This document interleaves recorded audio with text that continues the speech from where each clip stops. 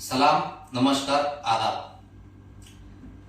तो दोस्तों, हमने पिछले वीडियो में देखा था कि धोबी का कुत्ता न घर का न घाट का, इस मुहावरे पर कहानी। तो आज हम देखेंगे कि अगर आप किसी का भला कर नहीं सकते तो कोशिश ये करो कि उसका आप बुरा भी ना कर सको। जैसे हम बातें करते हैं, अगर उस तरह से हम बातें करेंगे तो शायद ही आपको हमारी बात समझ में आ जाए। तो कहानी चालू करने से पहले हम आपको एक बात बता दें कि जो हमारा जो चैनल है अनोखा ज्ञान लेकिन हटके, इस चैनल को आप सब्सक्राइब करें और बेल नोटिफिकेशन पर क्लिक करें।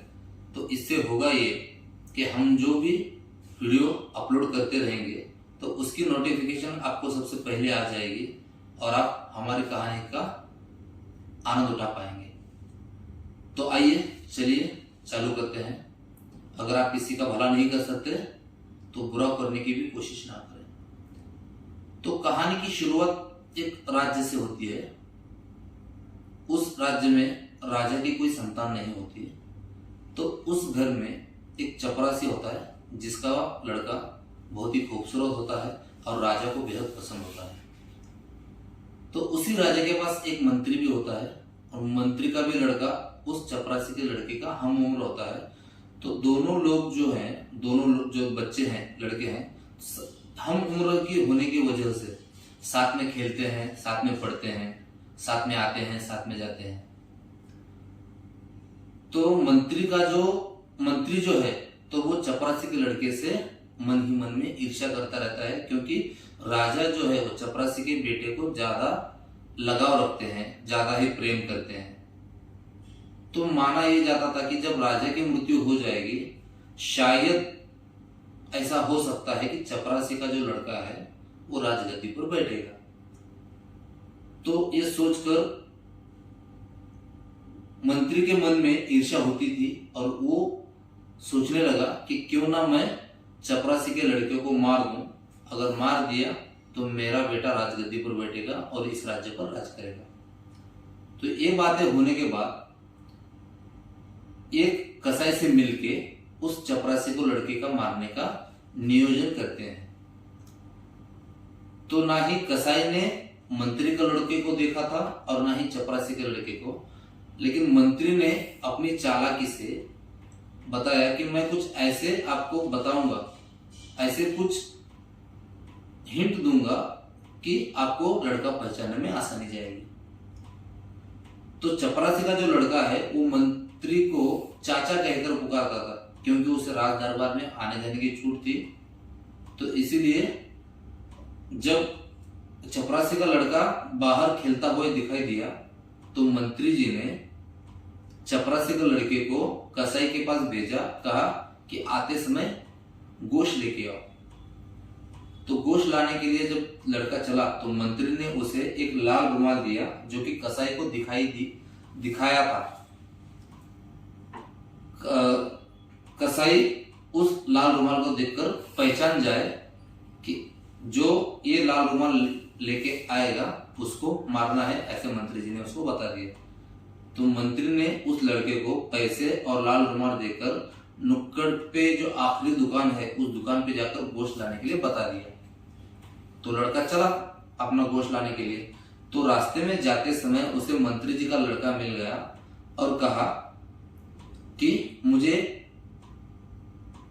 तुम कहां जा रहे हो, उनसे बातचीत हो गई। तो उसने कहा कि चाचा जी ने मुझे गोश्त लाने के लिए भेज रहे हैं तो मैं गोश्त लाने के लिए जा रहा हूं। तो मंत्री के लड़के ने कहा कि मेरा दाव तुम खेलो। जैसे कि मंत्री का लड़का खेल रहा था वहां पर, तो कहा कि मेरा दाव तुम खेलो और मैं गोश्त लेकर घर चला जाता हूं। तो वहां चपरासी के लड़के ने हामी भरकर उस लड़के को, मतलब मंत्री जी के लड़के को, पैसे और लाल रुमाल देकर नुक्कड़ के आखिरी दुकान पर जाने के लिए कहा। तो मंत्री का लड़का जो है गोश्त लाने के लिए चला गया और चपरासी का जो लड़का है वहां पे उसका दांव खेलने लग गया।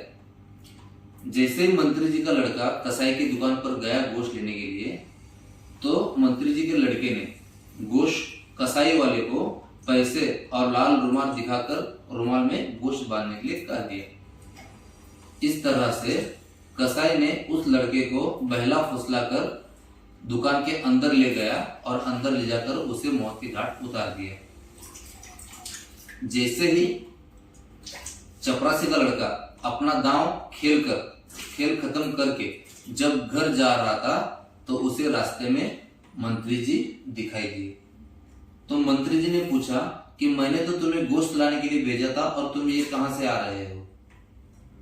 तो चपरासी के लड़के ने कहा कि मैं गोश्त लाने के लिए ही जा रहा था, तो रास्ते में मुझे भैया मिल गया। तो भैया मतलब मंत्री जी के लड़के को वो भैया कहता था। तो भैया मिल गया, भैया ने कहा कि गोश्त मैं लेकर जाता हूं और तुम मेरा दांव खेलो। तो इस तरह से बातें होने के बाद मंत्री जो है भागते दौड़ते गया कसाई के पास और पूछने लगा कि जो लड़का गोश्त लेने के लिए आया था वो कहाँ है? तो कसाई ने कह दिया कि जैसे हम लोगों ने प्लान बनाया था तो उसके मुताबिक जैसे आपने बताया था वैसे ही मैंने कर दिया है, उस लड़के को मौत के घाट उतार दिए हैं, आप अंदर जाके देख सकते हो। तो इस तरह से मंत्री जी के ये बातें सुनते ही मंत्री जी के पैरों के नीचे की जमीन जो है वो खिसक गई और तब से यही बात फैली हुई है कि जो कुआं खोदता है वही उसमें गिरता है। तो आशय यह है कि कभी किसी के बारे में बुरा ना सोचें, हमेशा मदद करने की संभावना रखें। अगर तय है कि हम जो देंगे वो लौट कर आने वाला है तो क्यों ना हम सब मिलकर एक दूसरे को दुआएं दी जाए। Thank you.